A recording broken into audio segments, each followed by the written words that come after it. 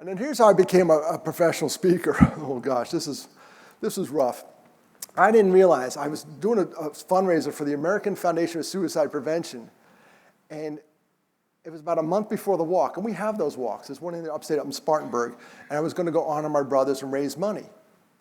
And about a month before the walk, one of the directors comes up to me. She goes, "Dennis, can you do something? I've been on this committee, Mr. Passive Aggressive. I signed up and did nothing the whole summer. I would come into the meetings, I'd eat a donut, there's a theme here, and I would do nothing." So finally she pins me to the wall and she says, "Dennis, can you do something?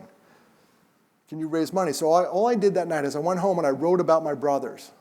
And I wrote a really good essay about them.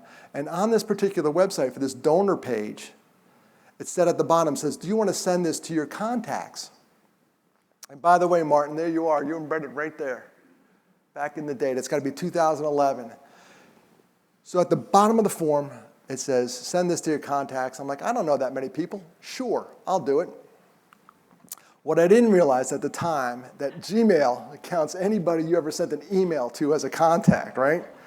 All right, you're getting a little bit ahead of me. You know where this is going. I'm sitting there, and my computer's going, churning out this stuff. And I said, wow, I need a new computer. This is really slow. And then it said, "Congratulations, you sent out 1,738 emails. I'm like, what just happened? I blame Al Gore because he invented the internet. It couldn't be my fault. It's not my fault. It's not my fault. I can't. So as I'm sitting there freaking out, I had to call my mom and dad. They both were alive at the time. I had to call them up and said, "Hey, Dad, all those guys who sent me those stupid golf jokes, they got the letter about Matt and Mark." And then I had to call my sisters up. One sister was like, "Oh, go for it." The other sister was like, "You did what?" Like, she was not a happy camper. She was like, "Oh," I said, "Yeah, sorry. Everyone who sends me emails and the stupid jokes, they got it." And as I'm freaking out, my phone starts pinging. As I'm getting donations. Every time you got a donation, you got a text message. Folks, I did not know what I was doing with this thing, and now I'm an executive director of a foundation. I'm supposed to raise funds. I'm not really good at it. But that day, I raised $10,000 just through one letter. And that was meant to happen because people would come up to me in the supermarket. I'd be at Publix, and someone goes, "Hey, Dennis, I got that letter." I'd be like, "Hey, you weren't supposed to."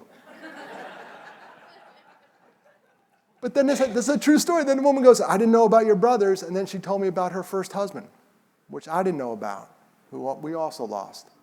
And there we are hugging in the supermarket. You know, it just happens. The minute I was vulnerable, that was meant to happen. God's fingerprints are all over that. This is like, you know what, Dennis? You keep resisting the call. Boom, there you go. Okay, God, got it. I'm doing this.